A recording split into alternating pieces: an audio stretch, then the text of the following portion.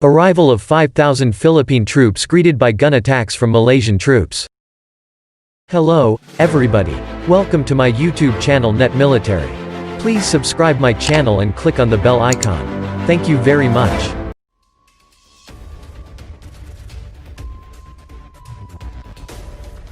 Malaysian troops backed by fighter jets stormed the camp of an armed Filipino group on Tuesday, trying to end a standoff on Borneo Island after violence that killed at least 27 people and sparked fears of broader insecurity in the resource-rich region. Jets bombed the area in Malaysia's eastern Sabah state for more than 30 minutes before hundreds of ground troops moved in to search for about 200 Filipinos believed to be hiding near a coastal palm oil plantation, Malaysian officials said. The outcome of the operation remained unclear more than 11 hours after it began. Malaysian officials said their forces suffered no casualties, but they gave no details on the fate of the Filipinos, whose allies based in Manila claimed they had survived and were still resisting. Government-run New Straits Times newspaper reported explosions at a site 30 kilometers (19 miles) away from the main standoff. After telling reporters earlier the operation had been successful, police said it was still going on and that gunmen could still be at large. The government has to take the right action in order to preserve the pride and sovereignty of this country, Malaysian Prime Minister Najib Razak said in a statement announcing the assault.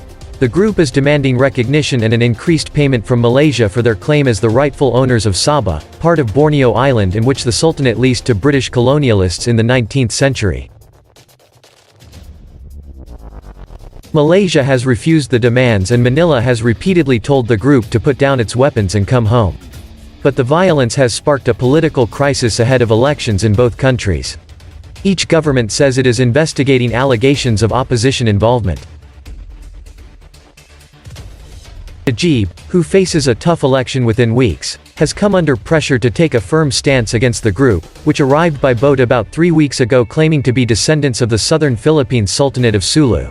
The security headache could prompt him to delay the polls, which must be held by June, adding to nervousness among investors over what could be the country's closest ever election. Philippine President Benigno Aquino has said he suspected his country's opposition backed the obscure group in an attempt to undermine him ahead of congressional elections in May. The insecurity has disrupted operations in Sabah's huge palm oil industry.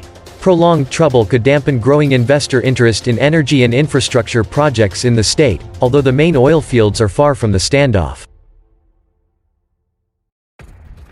Oil majors such as ConocoPhillips and Shell have poured in billions of dollars to develop oil and gas fields in Sabah. Chinese companies have been investing in hydropower and coal mining.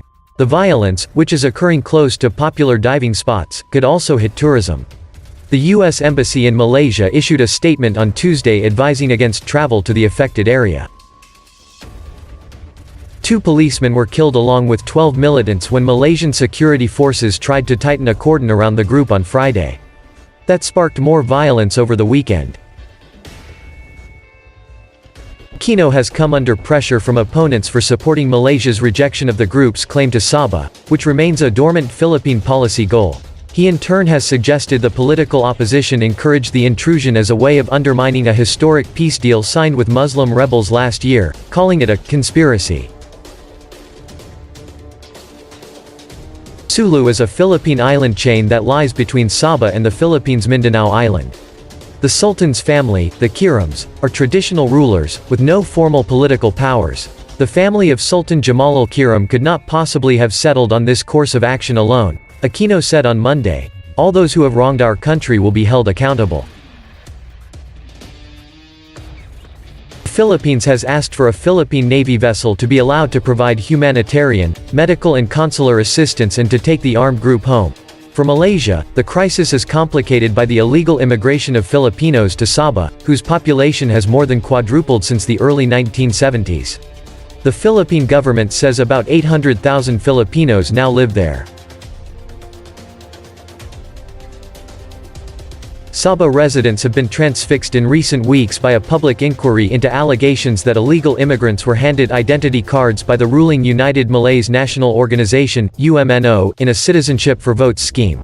Much of the population in the area affected by the violence has cultural and family links to the southern Philippines, an hour away by speedboat, raising doubts over their allegiance.